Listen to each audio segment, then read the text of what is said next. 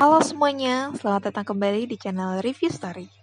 Pada story kali ini, aku bakal ngebahas film anime lagi, garapan Studio Ghibli yang dirilis pada tahun 2013, dengan berlatar tahun 1900-an saat Perang Dunia Kedua. Judulnya yaitu Wind Rises atau Hembusan Angin. Gimana cerita lengkapnya? Tonton review ini sampai habis. Namun, sebelumnya, bagi kalian yang belum pernah menonton filmnya, jangan lupa menontonnya terlebih dahulu, karena di dalam review ini akan mengandung banyak sekali spoiler film. Baiklah, tanpa berlama-lama, mari kita masuk ke dalam ceritanya. Jangan lupa subscribe channel ini dan aktifkan notifikasi loncengnya.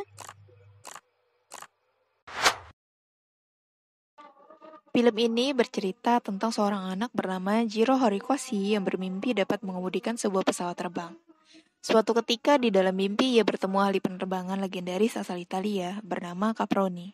Ia mengatakan bahwa Jiro tidak dapat mengendari pesawat jika matanya rabun jauh, seperti dirinya yang juga tidak dapat menerbangkan pesawat. Namun hal itu bukan hambatan. Caproni mulai merancang mimpi baru untuk menjadi perancang pesawat terbang. Hal itu kemudian dilakukan oleh Jiro di kehidupan nyata. Singkat cerita, waktu berlalu. Kini ia mulai berkuliah di Universitas Tokyo. Saat perjalanan menuju kampus, kereta yang ditumpanginya berhenti karena adanya gempa, yang disebut dalam sejarah Jepang sebagai gempa besar Kunto pada tahun 1923. Saat hal itu terjadi, Jiro keluar bersamaan dengan berhamburannya penumpang kereta, sembari ia menolong seorang wanita yang kakinya patah ke tempat yang lebih aman. Terlihat suasana begitu kacau balau, semua manusia lalu lantas berambulan di jalan raya. Singkat cerita, setelah menempuh beberapa tahun pendidikan, kini ia lulus dan telah diterima kerja di perusahaan perakitan pesawat tempur bersama sahabatnya bernama Honjo, di mana diketahui bahwa perusahaan ini bernama Mitsubishi. Sejak Perang Dunia Kedua, Mitsubishi banyak mengeluarkan terobosan-terobosan pesawat tempur, namun pesawat yang diluncurkan belum cukup memadai. Atas dasar itu pun, Jiro dan Honjo diutus Pak Bos bernama Kurokawa pergi ke Jerman untuk melihat bagaimana pesawat tempur yang bagus dibuat. Sehingga ketika pada saatnya ia pulang ke Jepang, apa yang ia lihat dan ia pelajari dapat diterapkan pada pesawat tempur yang akan dibuatnya mendatang. Sepulangnya ia dari Jerman, Jiro dan Honjo sama-sama diutus untuk memimpin proyek pembuatan pesawat tempur. Hal itu pun disetujui keduanya. Pada saat perjalanan pulang, Jiro tak sengaja bertemu seorang gadis bernama Naoko Satomi yang tengah melukis.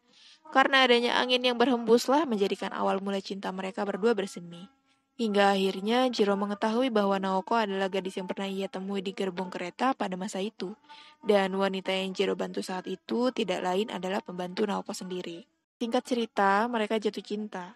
Jiro dengan cepat meminta restu kepada ayah Naoko untuk menikahi putrinya. Hal mengejutkan pun terjadi di mana Naoko ternyata mengidap TBC sejak 2 tahun terakhir, yang ia tularkan dari ibunya.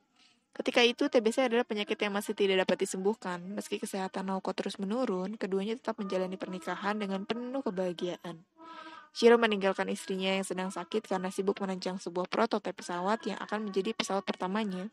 Pada hari uji terbang pesawat tempurnya, ia mendapat firasat dari angin yang berhembus bahwa istrinya telah meninggal dunia. Sebagaimana telah dikatakan sang adik bahwa umur Naoko memang sudah tidak lama lagi. Hingga pada akhir film ini berakhir dengan mimpi buruk Jiro yang menyesali pesawat tempur yang dirancangnya telah menyebabkan banyak kematian korban jiwa. Caproni, seorang perancang pesawat ilusinya, menghibur dengan mengatakan bahwa mimpi masa kecil Jiro memang sudah terwujud. Pada mimpi itu pun Naoko hadir untuk mengatakan kepada Jiro bahwa Jiro tetaplah hidup dan terus bahagia. Setelahnya, bayangan istrinya pun pergi. Lalu Jiro pun meneteskan air mata dan mengucapkan banyak terima kasih kepada Caproni untuk segala petunjuk yang diberikannya ke dalam mimpi tersebut. Dan film pun selesai. Menurut aku, film ini cukup menarik untuk ditonton, apalagi dengan adanya euforia TikTok beberapa waktu yang lalu. Vibes yang diberikan film ini jadi semakin menarik. Tapi, menurut aku pribadi sih alur cerita yang diberikan cukup membosankan. Apalagi kisah cinta yang ditampilkan antara Naoko dan Jiro terkesan terburu-buru sehingga membuat endingnya yang diberikan hanya ya sebatas begitu aja. Tapi jangan sedih kawan, aku pribadi sangat mengapresiasi film ini. Apalagi dibuat oleh Studio Ghibli yang sudah banyak mengeluarkan film-film bagus. Di balik itu semua, film ini sangat banyak sekali mengandung informasi sejarah Jepang di dalamnya. Sehingga membawa penonton tuh penasaran akan hal yang terjadi pada masa itu. Oke friends, sampai di sini aja review kali ini. Sampai jumpa di review story selanjutnya. Jangan lupa like dan subscribe channel ini juga aktifkan notifikasi loncengnya.